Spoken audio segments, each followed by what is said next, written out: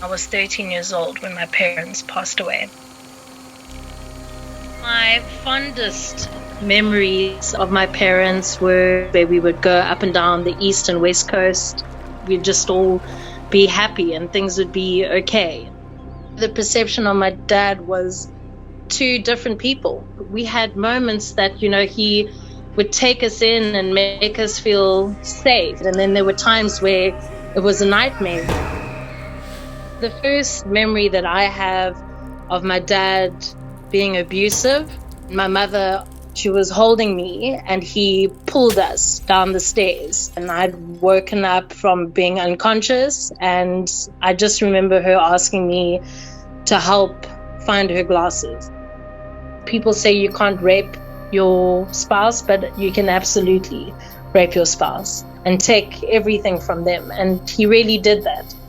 Last time he hit her and we woke up to it, I was feeling sick and they think maybe he might have drugged us a bit to keep us sleeping that night. And I went into the lounge, and then my mom came in to comfort me because mothers, they don't care about themselves. And I put my hand on her head and he had pulled all the hair off on the side of her scalp. She said to her friend she couldn't anymore. And that's the thing. When you love your children the way my mother loves us, you never stay. So my mother took my dad's gun away. She took the bullets away. She found a place for us to stay, and she went to the police station. She asked them if two policemen could come with her to tell my father that she was leaving him. And they said, sure, we will help you. We moved out to this house. And my mother called the police and she said, okay, I'm good to go. Can you come with me? And they said, sorry, ma'am. Unfortunately, the gentlemen or officers you spoke to that day are not here today.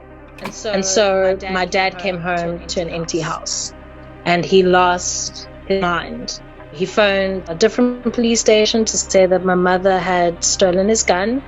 And they called my mother. They told my mother that if she didn't return the gun, that she would obviously be arrested. She got to the police station. My dad was waiting outside for her. He begged my mother to help him and said that things would be different and asked if she could come with him. She went to help him and told her she can come inside. They say that she would never have known, that it was so unexpected. He shot her 5 times point blank. And then they think that my dad might have killed himself a few hours afterwards once he realized what he had done. And the whole night, every time I heard steps, I would think, is that my mother, my father? Are they happy? Are we good? And finally, a police officer came to our house and told us what had happened. And it's like your whole world just shuts down. It's taken me years to get to this point of trying to understand why he did it, and it was just a fight within himself. But at that time of the world, men weren't allowed to get help. If you did, you were weak.